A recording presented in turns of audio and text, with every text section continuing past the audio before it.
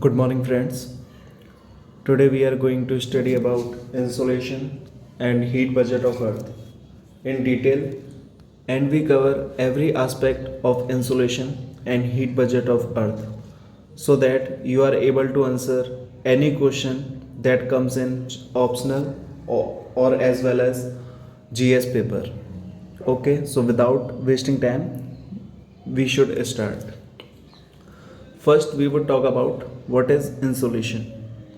Insolation is basically incoming solar radiation, और इसको feel लेने के लिए, अगर अब भी क्लियर नहीं हुआ है तो आप इसे फील लेने के लिए और इमेजिन करने के लिए सनलाइट की तरह भी मान सकते हैं। मतलब कि जो सूरज से सनलाइट आ रही है उसको।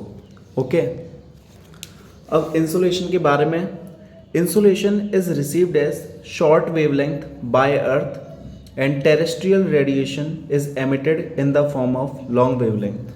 आइए इस पॉइंट को समझते हैं। जैसे कि मैं आपको एक रिलेशन बताता हूँ, इस रिलेशन को ध्यान रखिए। Temperature is inversely proportional to wavelength. That is, जिसका टेम्परेचर ज़्यादा होगा उसकी वेवलेंथ कम होगी।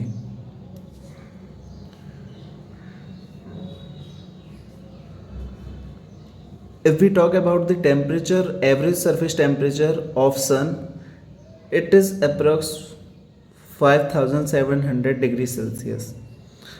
On the other hand, if we talk about earth average surface temperature, it is 16.7 degrees Celsius, 16 degrees Celsius.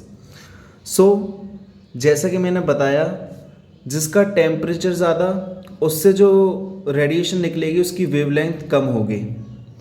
तो अगर हम सन की बात करें तो सन का टेम्परेचर कितना ज़्यादा है तो उसकी जो वेवलेंथ होगी वो भी देखिए कितनी कम है, और जो अर्थ है हमारा उसका टेम्परेचर कम है इसलिए उसकी वेवलेंथ ज़्यादा है। ये आपको इस फोटोग्राफ में क्लियर होगी। तो इस पॉइंट में वही लिखा है, insolation is received as short wavelength by earth. क्योंकि इंसुलेशन सन से आ रही है, सन जो एनर्जी रेडिएट कर रहा है तो वो शॉर्ट वेव की फॉर्म में हमारा अर्थ रिसीव करता है। And terrestrial radiation, terrestrial radiation आपको पता होगा, वो रेडिएशन जो हमारी अर्थ एमिट करती है वो लॉन्ग वेवलेंथ की फॉर्म में करता है। क्योंकि हमारा अर्थ का जो सरफेस टेम्परेचर वो 16 डिग्री सेल्सियस है, काफ़ी कम है, तो वो इसलिए लॉन्ग वेवलेंथ। जैसे कि मैंने आपको ये रिलेशन बता रखा है, इसको ध्यान में रखिए बस। Temperature is inversely proportional to wavelength. जिसका टेम्परेचर ज़्यादा, वो जो एनर्जी रेडिएट करेगा उसकी वेवलेंथ भी कम होगी। इसलिए जो सन की जो वेवलेंथ होती है वो शॉर्ट होती है क्योंकि उसका टेम्परेचर ज़्यादा है। अर्थ का टेम्परेचर सन के कंपेयर में काफ़ी कम है इसलिए उसकी लॉन्ग वेवलेंथ होती है। तो ये पॉइंट क्लियर हो गया होगा। आगे बढ़ते हैं। अमाउंट ऑफ इंसोलेशन रिसीव्ड, मतलब कि इंसोलेशन आ रही है, वो उसके अमाउंट की बात कर लेते हैं, उसका मेजरमेंट कर लेते हैं, कितना आ रहा है। Amount of insolation received is equal to solar constant, जिसकी वैल्यू होती है ये, वैसे 1.96 होती है, लेकिन इसे समझिए 2 कैलोरी पर सेंटीमीटर स्क्वायर पर minute eight outer boundary of earth atmosphere system. दोबारा देख लेते हैं। अमाउंट ऑफ इंसोलेशन रिसीव्ड, कितनी अमाउंट में इंसोलेशन हमारी अर्थ रिसीव करेगी, ये किसके बराबर होती है, सोलर कांस्टेंट जिसकी वैल्यू 2 कैलोरी पर सेंटीमीटर स्क्वायर पर minute eight outer boundary of earth atmosphere system. आइए इसे समझते हैं। सोलर कांस्टेंट क्या है, what is solar constant.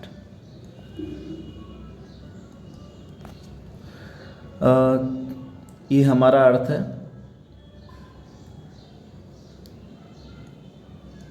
Wait,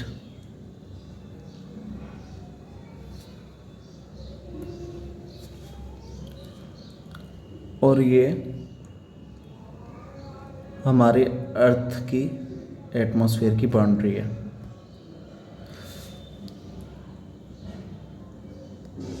ये सोलर रेडिएशन आ रही हैं जिन्हें आप इंसोलेशन भी कह सकते हैं। तो सोलर कांस्टेंट क्या है? The amount of the solar radiation which are coming at the outer boundary of earth atmosphere system. That is, what is solar constant? Solar constant is the amount of insolation received on the outer boundary of earth atmosphere system. Okay, it is clear now what is solar constant. So amount of insolation received is equal to solar constant, जिसकी value ये है at outer boundary of earth atmosphere system. मैं उम्मीद करता हूँ यहाँ तक आपको क्लियर हो गया होगा। आगे बढ़ते हैं। तो अब बात करते हैं, इंसोलेशन हमने समझ लिया, अब आते हैं मेन मुद्दे पर। मेन मुद्दा क्या है? Variability in distribution of insolation on earth surface. As we all know, हमारी अर्थ पर जो इंसोलेशन, जो सनलाइट रिसीव हो रही है, वो हर जगह पर उसकी डिग्री सेम नहीं है।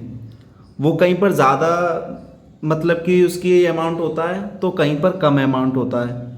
तो यही हम पढ़ेंगे इस टॉपिक में कि क्या क्या फैक्टर्स हैं जो ये डिटरमाइन करते हैं कि यहाँ पर सनलाइट ज़्यादा पड़ेगी, यहाँ पे इंसोलेशन ज़्यादा रिसीव्ड होगी, यहाँ पर कम होगी, और किस तरह से एक्चुअल में इंसोलेशन डिस्ट्रीब्यूटेड है हमारे होल अर्थ पर। तो ये हम इस टॉपिक में पढ़ेंगे। तो variability in distribution of insolation on earth surface, क्या क्या फैक्टर है जो ये डिटरमाइन करते हैं कि मतलब क्या क्या वेरिएशन होंगे, किस तरह से इंसोलेशन अर्थ सरफेस पर डिस्ट्रीब्यूट होगी। तो फैक्टर्स की बात करते हैं। There are two types of factors, primary and secondary factors. Primary, first factor is angle of incidence, second is tilt of earth axis, third is duration of sunlight. और जो secondary factor हैं उनको हम पहले जो प्राइमरी पढ़ लेंगे उसके बाद पढ़ेंगे। Primary, angle of incidence. As we all know कि जो हमारी अर्थ का शेप है वो थोड़ा ओवल टाइप नहीं मान सकते, मतलब सर्कुलर बोल लीजिए। वैसे पूरा सर्कुलर नहीं है, थोड़ा उसमें है, बट मान के चल लेते हैं as a shape of earth. First factor is angle of incidence which depends upon shape of earth. As we all know, our earth looks like this, okay? And suppose these are solar radiation, means insolation receiving on earth surface.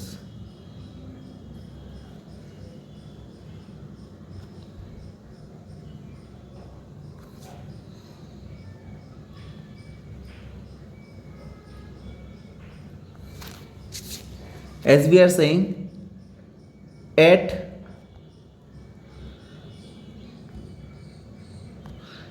equator the angle of incidence is 90 degree, that is it is perpendicular to equator. And if we move away from the equator, you are seeing that the angle of incidence is decreasing. और यहाँ पर तो parallel हो गया, मतलब कि poles पर 0 degree का एंगल बन रहा है, ओके, क्योंकि पैरेलल हो गया, देखिए, तो 0 डिग्री का। तो हमने इसमें क्या देखा कि सबसे ज़्यादा जो इंसोलेशन रिसीव्ड हो रही है वो हो रही है आपकी इक्वेटर पर। और जैसे जैसे हम इक्वेटर से दूर जाते जा रहे हैं, जैसे जैसे दूर जाते जा रहे हैं, एंगल ऑफ इंसिडेंस डिक्रीज होता जा रहा है। लाइक यहाँ पर 90 है तो यहाँ पे 65 60 होगा, यहाँ पर 45 40, इस तरह से। ओके, तो हमारा मैक्सिमम कहाँ है?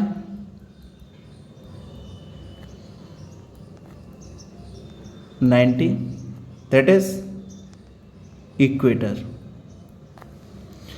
मिनिमम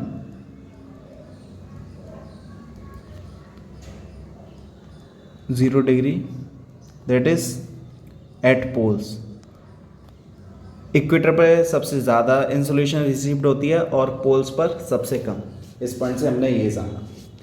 तो पहला फैक्टर आप सबको क्लियर होगा, एंगल ऑफ इंसिडेंस का, वो कैसे रिएक्ट करता है और कैसे ये बताता है कि इंसोलेशन किस तरह से डिस्ट्रीब्यूट होगी।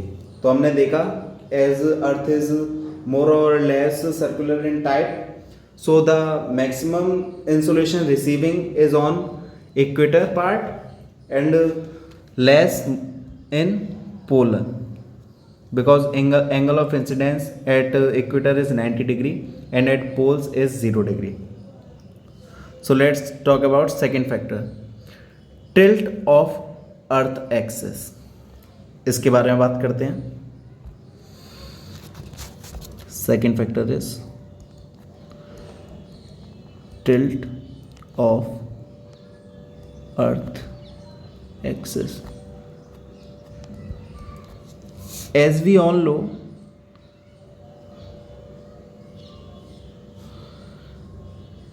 wait,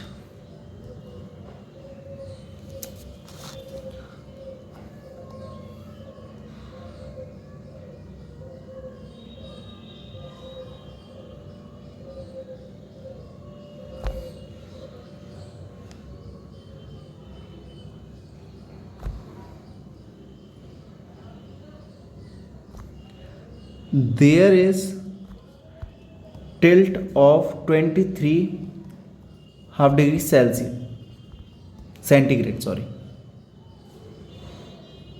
ओके, इतना हमारी अर्थ की रोटेशनल एक्सिस में टिल्ट है, जिसकी वजह से क्या सिचुएशन क्रिएट होती है। Suppose it is a sun and this is earth.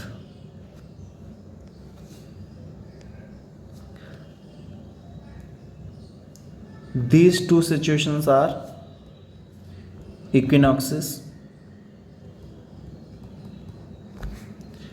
and these two are solstices. Okay, so this is earth rotational axis.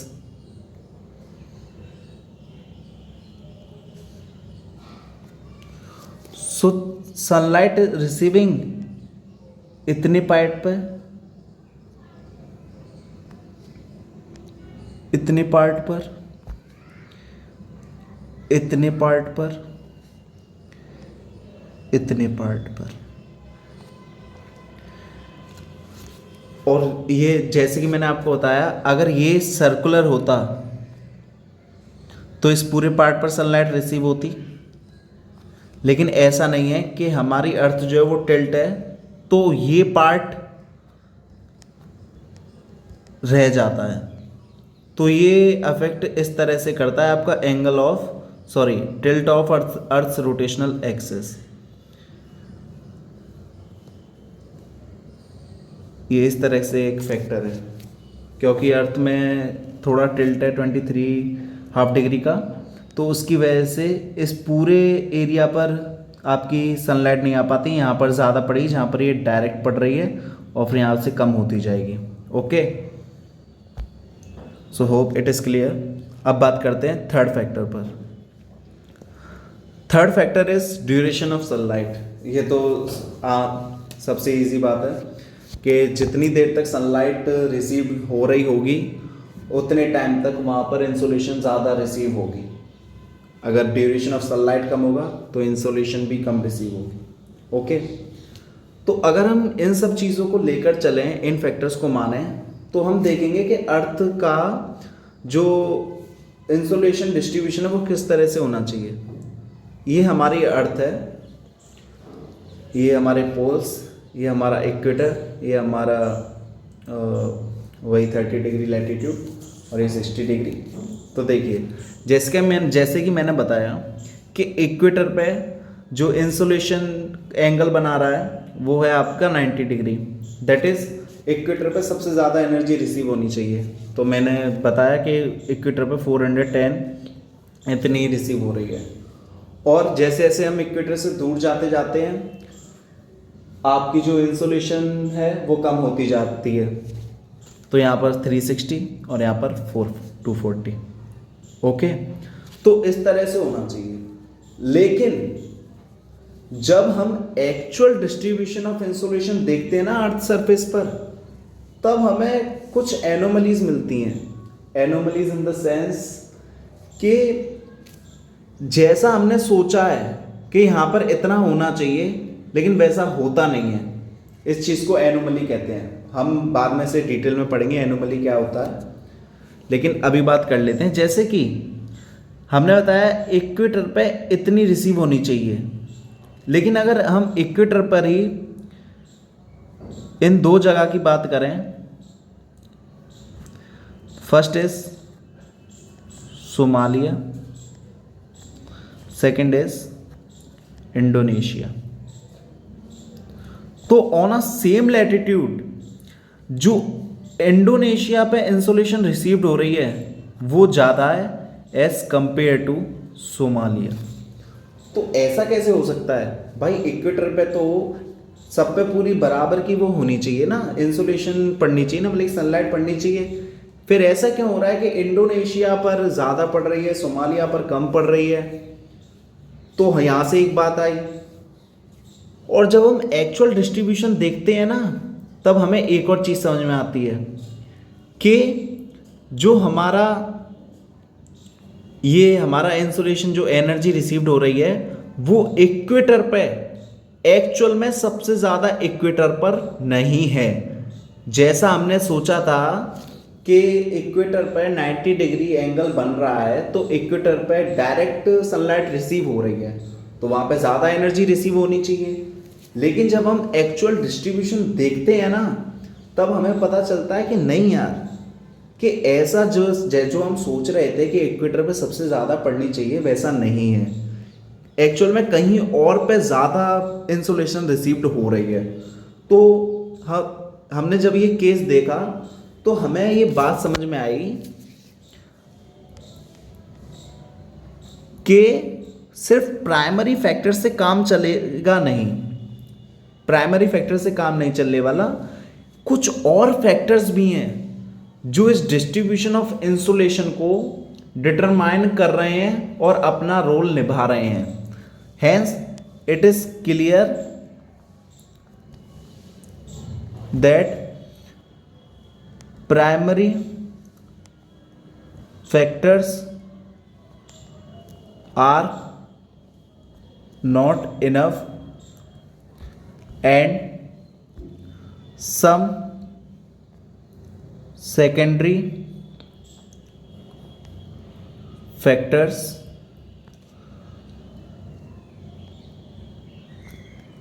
are in account. Wait.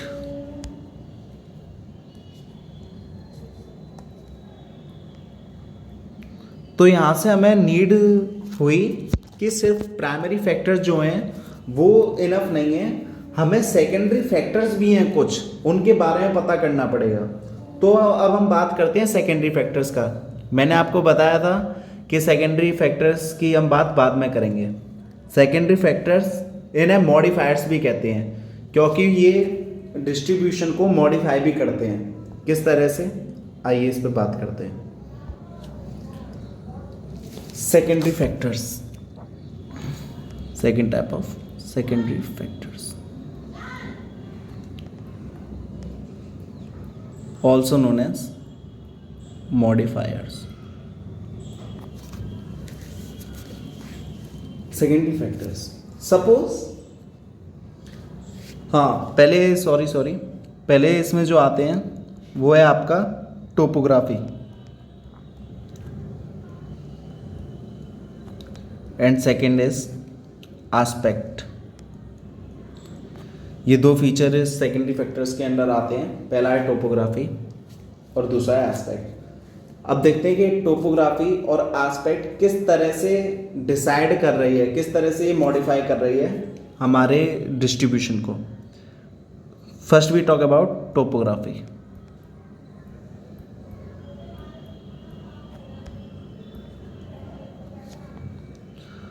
Suppose such type of topography is there.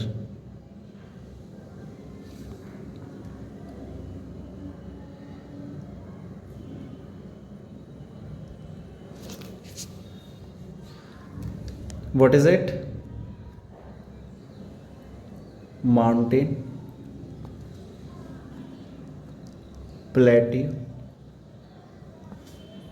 simply plain.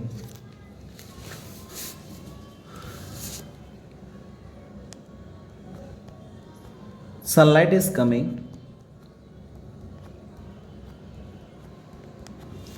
So tell me, where is the highest insolation will received? कहाँ पर सबसे ज़्यादा insulation receive होगी? Mountain पर, plateau पर या plane पर? It is clear कि माउंटेन्स पर सबसे ज़्यादा होगी, फिर होगी प्लेट्यू पर, फिर होगी प्लेन्स पर। क्यों का रीज़न भी जान लेते हैं। ऐसा क्यों भाई? क्योंकि जैसे जैसे इंसुलेशन आती जाती है हमारा एटमॉस्फेयर इसे एब्जॉर्ब करता जाता है, इसकी इंटेंसिटी को कम करता जाता है। जैसे हमारे एटमॉस्फेयर के अंदर आई, इसे जितना ज़्यादा डिस्टेंस ट्रेवल करना पड़ेगा उतनी इसकी इंटेंसिटी कम होगी। अब माउंटेन्स ऊंचे होते हैं तो ये जल्दी इनसे स्ट्राइक कर जाएगी, तो डायरेक्ट सनलाइट रिसीव होगी यहाँ पर, जिसकी इंटेंसिटी ज़्यादा होगी। और जैसे जैसे ये नीचे आएगी ना, इसकी इंटेंसिटी कम होती जाएगी। एज जो हमारे एटमॉस्फेयर में गैसेस और एरोसोल्स, क्लाउड्स वगैरह होते हैं, वो इंटेंसिटी को मतलब कि एब्जॉर्ब करते जाते हैं। ये हम हीट बजट में पढ़ेंगे कि कैसे करते हैं।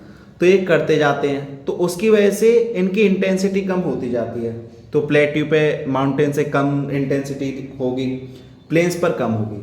तो इस तरह से टोपोग्राफी इस चीज़ को मॉडिफाई कर देती है। Hope it is clear now. Second is aspect.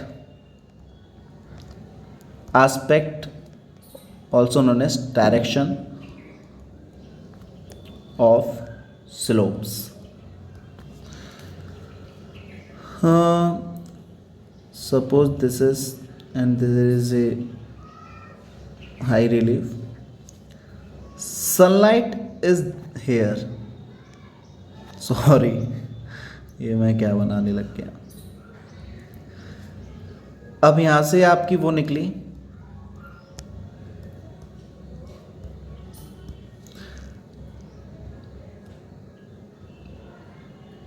अब जैसा कि आपको क्लियर है, आप मुझे बताइए कि कहाँ इन दोनों में से, इसे मैं मान लेता हूँ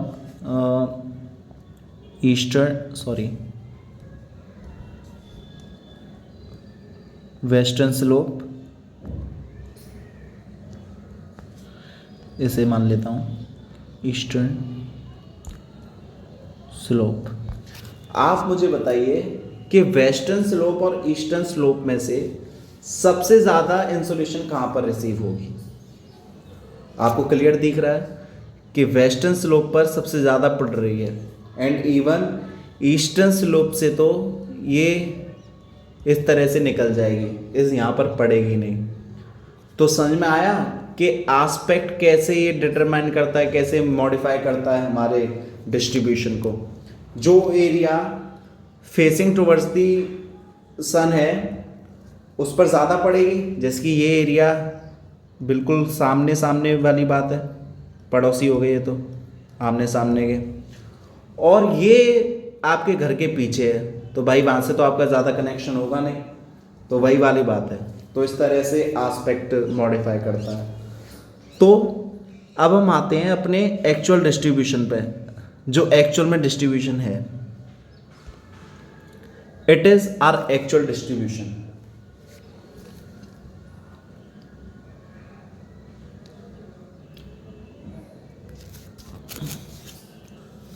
अब मैं आपसे एक बात करना चाहता हूं, आपको मुझे जवाब देने हैं।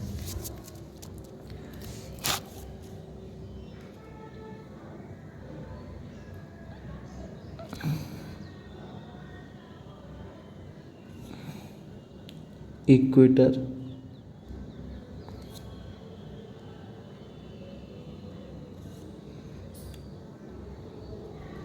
सब ट्रॉपिक्स,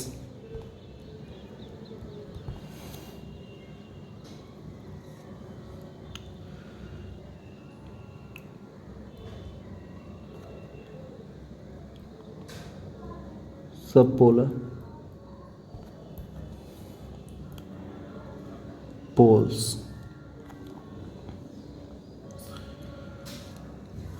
मुझे एक बात बताइए कि सबसे ज़्यादा क्लाउडीनेस कहाँ पर होती है? इक्वेटर पर, सब ट्रॉपिक्स पर, सब पोलर पर या पोल्स पर? सबसे ज़्यादा जो आपकी क्लाउडीनेस होती है वो आपकी इक्वेटर पर पाई जाती है।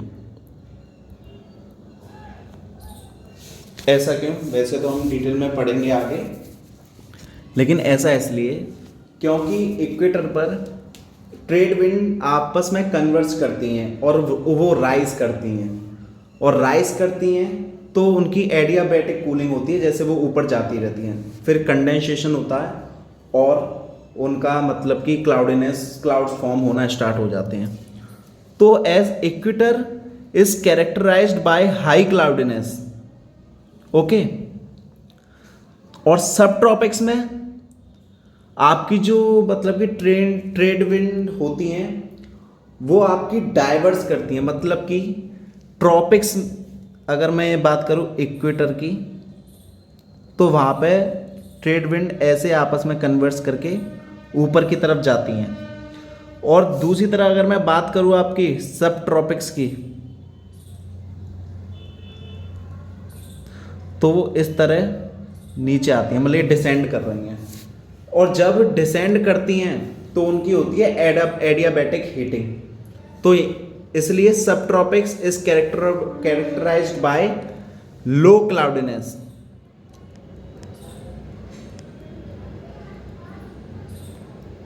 ओके। और सब पोलर में क्लाउडीनेस होती है लेकिन बहुत ज़्यादा नहीं होती है एज कंपेयर टू इक्वेटर। और पोल्स में तो क्लाउडीनेस ये मान लीजिए लगभग ना के बराबर, नॉट। ओके। तो मैंने आपको इसमें क्या बताया कि इक्वेटर में सबसे ज़्यादा क्लाउडीनेस होती है, फिर सब ट्रॉपिक्स में काफ़ी कम क्लाउडीनेस पाई जाती है, और सब पोलर में क्लाउडीनेस होती है पर उतनी ज़्यादा नहीं, और पोल्स में होती नहीं है। और अब मैं अगर आपसे पूछूं कि आप मुझे बताओ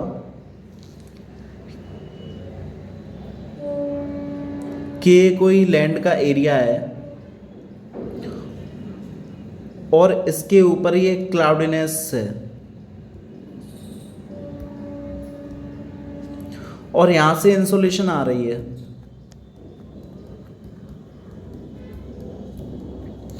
तो क्या ये अर्थ के सरफेस तक पहुंच जाएगी इजीली?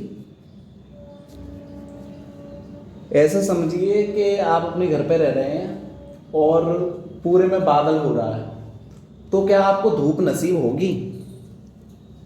नहीं होगी ना, नहीं होगी ना, नहीं होगी। तो मैं आपको यहां पर क्या बताना चाह रहा हूं कि एक ये भी फैक्टर है जिसे हमें नहीं भूलना चाहिए। मैंने आपको बताया कि इक्वेटर पर इंसोलेशन सबसे ज़्यादा रिसीव्ड होनी चाहिए, क्योंकि वो एकदम उस पर सीधी आके आपकी सनलाइट पड़ती है, लेकिन बीच में क्लाउडीनेस और एरोसोल्स, एरोसोल्स मैं आपको बताऊं कि डस्ट पार्टिकल्स होते हैं, बीच में इनके आने की वजह से जो सनलाइट आ रही होती है वो इक्वेटर तक पहुंच ही नहीं पाती है, उतनी ज़्यादा अमाउंट में वो पहुंच ही नहीं पाती है, जिसकी वजह से इंसोलेशन का अमाउंट डिक्रीज हो जाता है। ओके, और अगर हम बात करें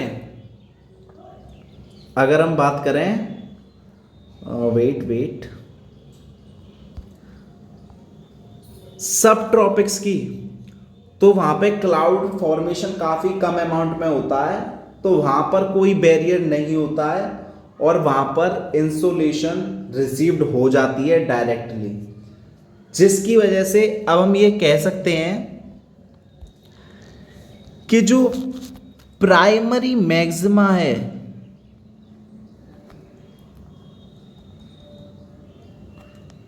वो आपका इक्वेटर नहीं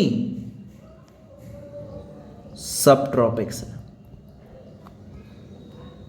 इट इज क्लियर नाउ, मैंने बता दिया इक्वेटर क्यों नहीं है, क्योंकि भले ही वहां पर आपकी डायरेक्ट सनलाइट रिसीव हो रही है, बट वहां पर आपके जो क्लाउडीनेस है वो उसको रीच ही नहीं होने दे रहे, पहुंचने ही नहीं दे रहे सरफेस तक। ओके, तो प्राइमरी मैक्सिमा इक्वेटर नहीं सब ट्रॉपिक्स है, और सेकेंडरी मैक्सिमा है आपका इक्वेटर, दैट इज सबसे ज्यादा इंसुलेशन रिसीव्ड होगी आपकी सब ट्रॉपिक्स पे नंबर 1, और दूसरे नंबर पे इक्वेटर पे, फिर आपका सब पोलर और पोलर। ओके, तो अब आते हैं एक्चुअल डिस्ट्रीब्यूशन पर। आप यहां पे देख रहे होंगे कि ये जो लाइन है ये आपकी इक्वेटर की लाइन है, और अगर आप इक्वेटर पे ये देखें कि ये एक गई 180 एंड 180, मोर और लेस जो इक्वेटर पे जो एनर्जी रिसीव हो रही है वो हो रही है आपकी 180 वॉट पर मीटर स्क्वायर। ओके, और अगर हम बात करें सब ट्रॉपिक्स की, सब ट्रॉपिक्स आपका इस एरिया में है, यहां पे आप देखेंगे 240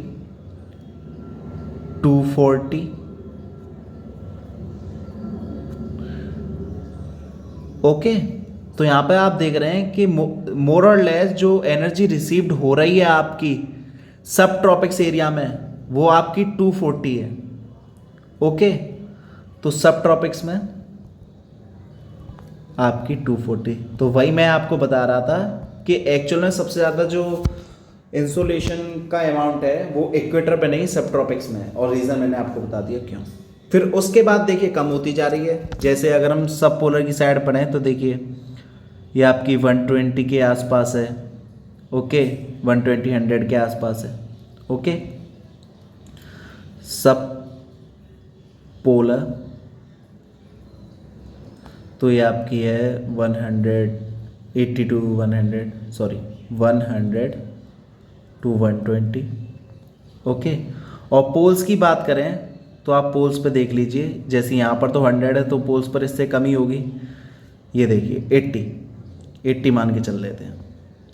तो हमने ये देखा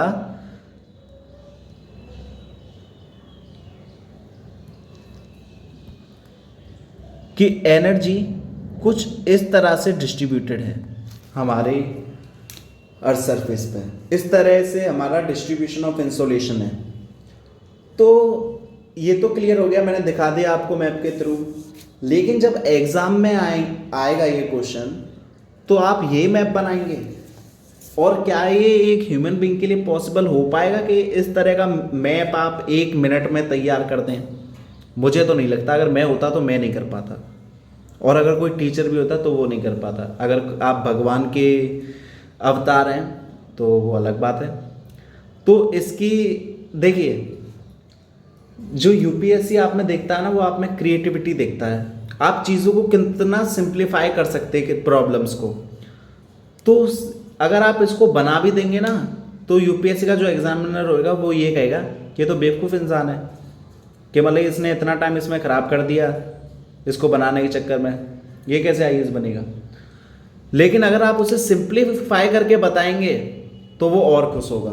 तो चलिए इस मैप को सिंप्लीफाई करते हैं ताकि एग्ज़ाम में रेप्लिकेट कर सकें।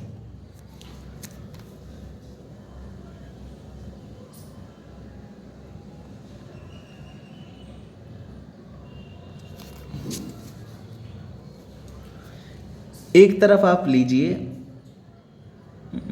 वेट वेट वेट,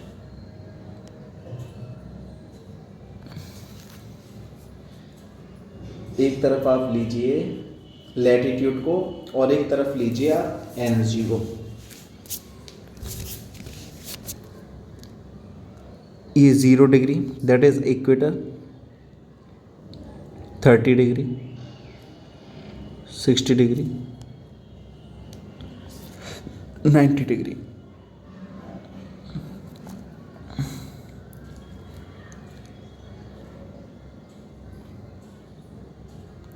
100,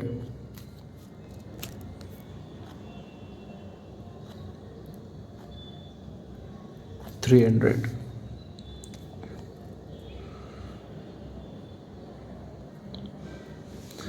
तो अगर हम इक्वेटर की बात करें तो हमने देखा था इक्वेटर पर हमारी कितनी एनर्जी रिसीव हो रही है, 180।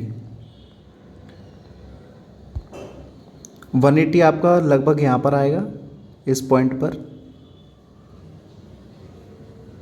तो इक्वेटर पे इतनी रिसीव हो गई। अब बात करें सब ट्रॉपिक्स पे, सब ट्रॉपिक्स पे 240 हो रही थी, दैट इज यहाँ कहीं पर आएगा।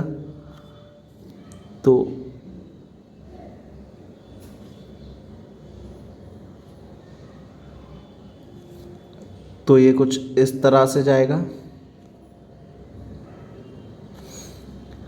है ना। और हमने देखा था कि यहाँ पे 100 हो रही है,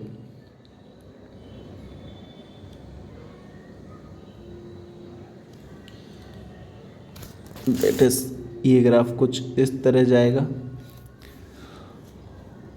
और फिर ये यहाँ पर इस तरह से कम हो जाएगा। तो बात समझ में आई किस तरह से ये मैंने इसको सिंप्लीफाई किया है। मैंने इस पूरे डिस्ट्रीब्यूशन को सिंप्लीफाई कर दिया और इस तरह से बना दिया। तो आपको भी इस तरह से बनाना है ताकि इसमें आपको नंबर भी सही मिलेंगे जितने आपको मिलने हैं और आपका टाइम भी बचेगा। उस झमेले में मत पड़ना कि मैं वो बना दूँ, एग्जामिनर खुश हो जाएगा कि कितना बड़ा आर्टिस्ट है।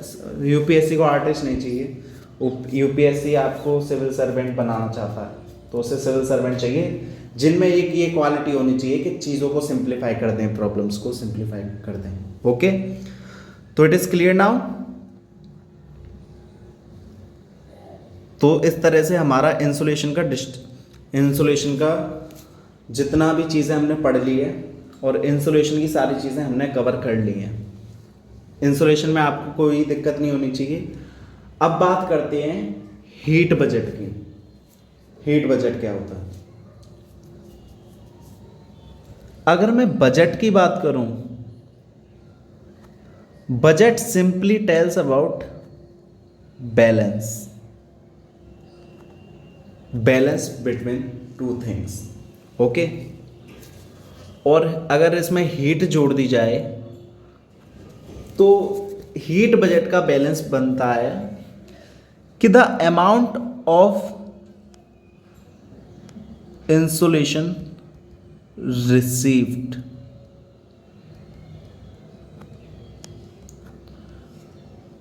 is equal to outgoing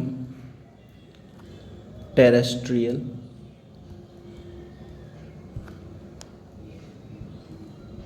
radiation। Heat budget आपका ये बोलता है। और अगर हीट बजट की डेफिनेशन बनाई जाए, so the amount of insulation received should be equal to the amount of outgoing terrestrial radiation। मतलब जितनी आपकी इंसोलेशन आ रही है, मतलब कि जितने अमाउंट में आपकी एनर्जी आ रही है, वो सारी टेरेस्ट्रियल रेडिएशन की फॉर्म में एमिट भी हो जानी चाहिए। मतलब जितनी एनर्जी आ रही है उतनी एनर्जी चले भी जानी चाहिए। इसको कहते हैं heat budget.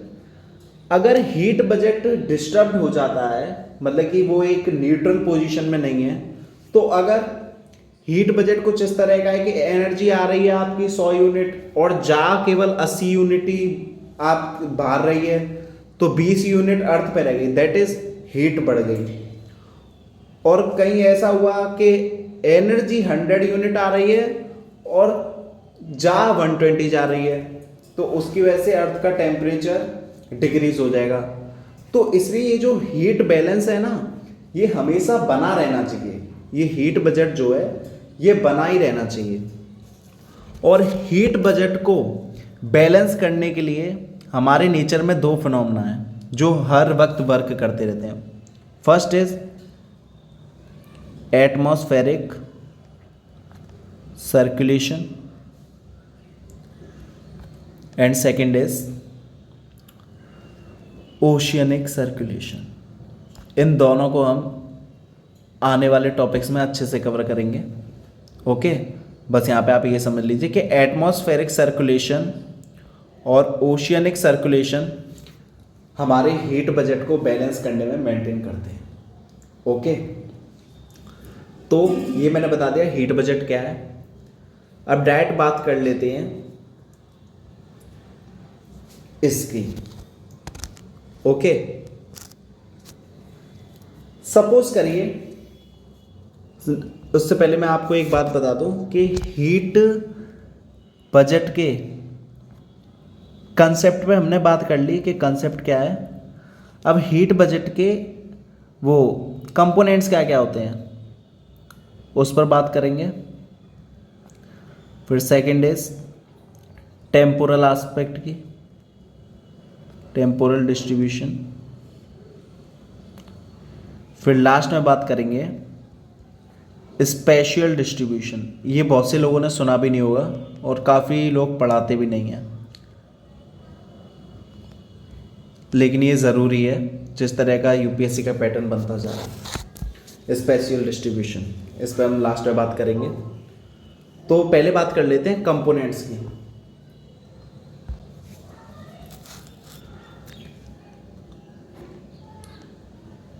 There are 4 components in heat budget. First is albedo. Second is insolation. Third is residence time of energy. Fourth is terrestrial radiation.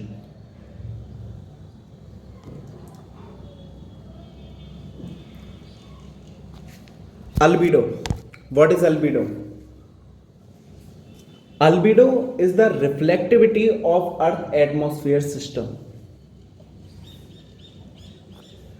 Reflectivity of Earth atmosphere system.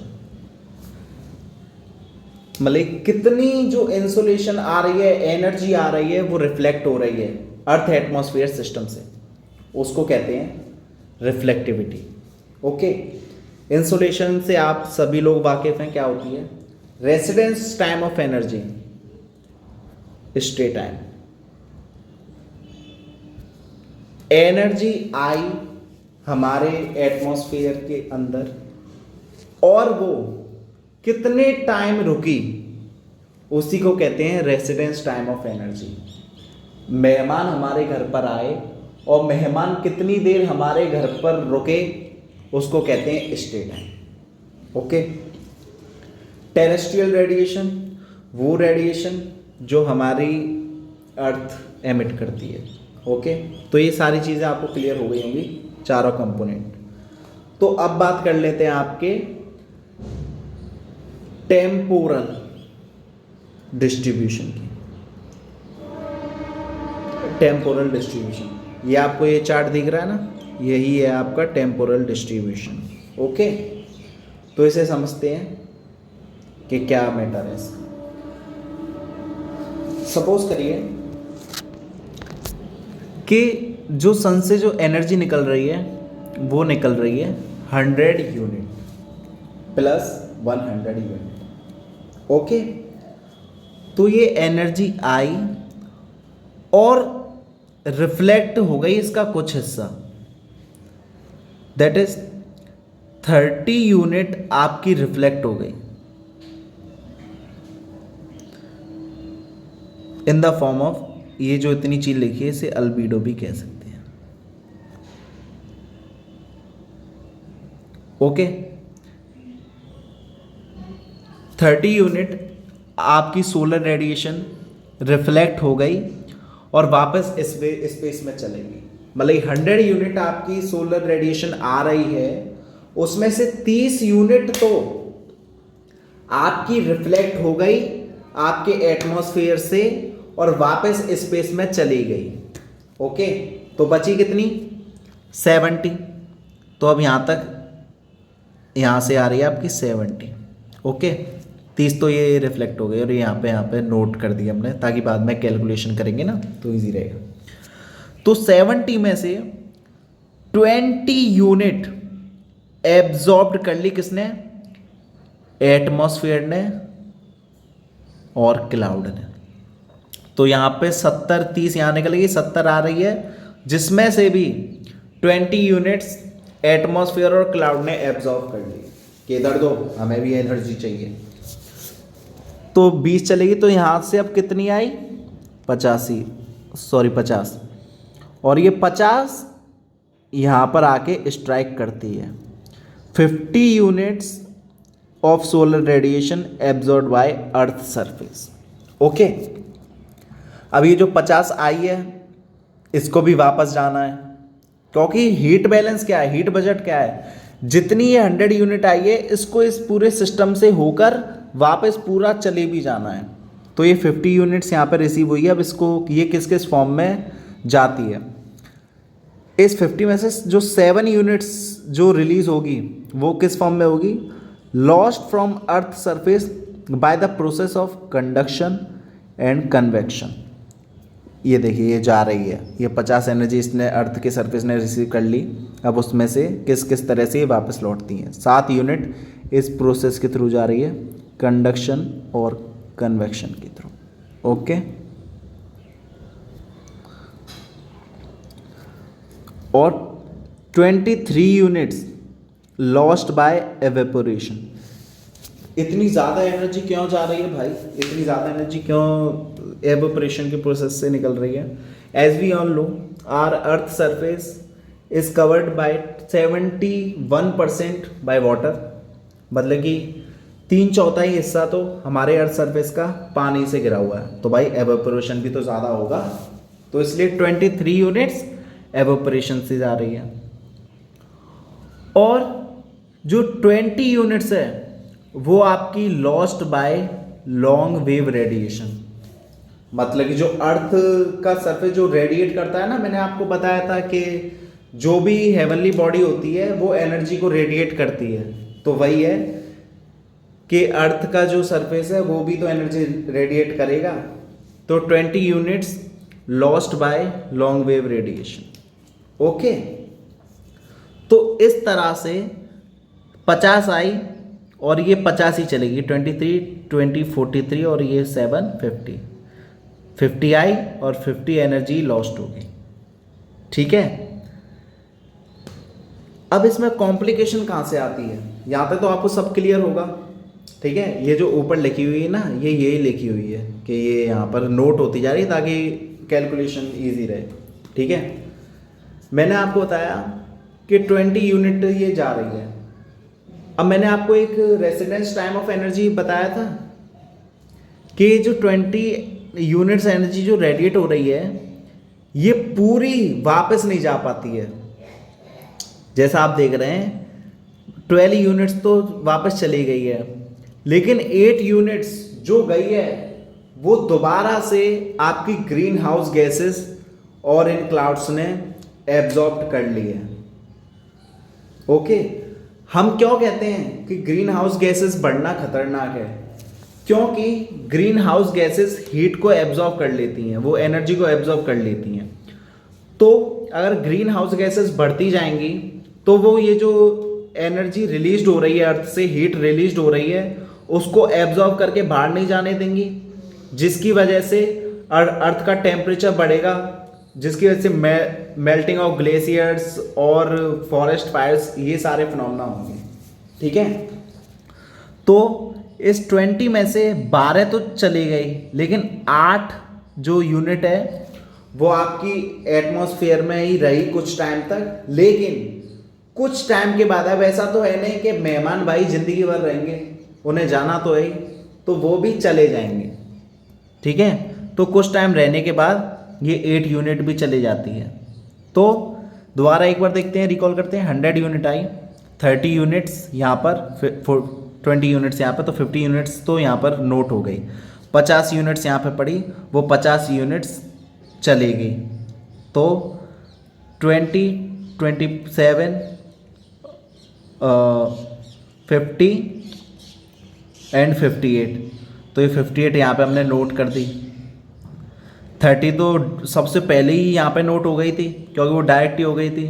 ये कुछ प्रोसेस के थ्रू, जैसा हमने बताया कि absorb by clouds 20 units, absorb by atmosphere, release to the atmosphere by condensation, यही evaporation वाला long wave radiation. तो यहाँ पे नोट हो गए 58 और 12 यहाँ से डायरेक्ट ही चली गई थी। तो 100 आई थी, अब जा कितनी रही है कैलकुलेट करते हैं। 30, 58, दैट इज 88 और दैट इज 100, प्लस 100 आई और माइनस 100 चली गई। Hence heat balance is maintained. ठीक है, लेकिन अभी ये जो प्रेजेंट में ये सिचुएशन खराब हो रही है, जैसे कि मैंने आपको बताया, ग्रीन हाउस गैसेस का अमाउंट बढ़ता जा रहा है, जिसकी वजह से ये जो रेडिएशन एमिट कर रहा है हमारा अर्थ सरफेस, वो डायरेक्टली नहीं जा पा रहा है। कुछ टाइम तक वो हीट हमारे एटमॉस्फेयर में रहती है, जिसकी वजह से हमारे अर्थ का टेम्परेचर बढ़ रहा है और उसकी वजह से काफ़ी परेशानियाँ आ रही। Hope it is clear now.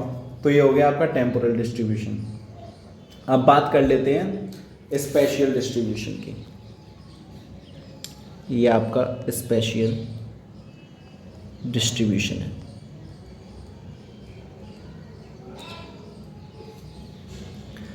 Special distribution आपको केवल ये बताता है कि जो सबसे ज़्यादा एनर्जी जो रिसीव हो रही है वो आपकी इन लैटिट्यूड में हो रही है। 40 डिग्री लैटिट्यूड में सबसे ज़्यादा हो रही है, जिसकी वजह से ये आपका एनर्जी सरप्लस में चला जाता है, मतलब यहाँ पे सबसे ज़्यादा एनर्जी एडिशन में चली जाती है।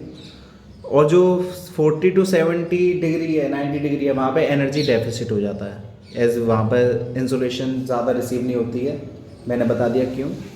तो वो एनर्जी डेफिसिट में चला जाता है, जिसका मतलब एक बैलेंस नहीं है, भले इस एरिया में तो इतनी ज़्यादा, इस एरिया में इतनी कम है, जिसकी वजह से हमारा नेचर क्या करता है, इस चीज़ को बैलेंस करने की कोशिश करता है, मतलब ये जो एनर्जी सरप्लस है ये मेंटेन हो जाए और ये एनर्जी डेफिसिट भी ना हो, मतलब इक्वल कंडीशन बन जाए।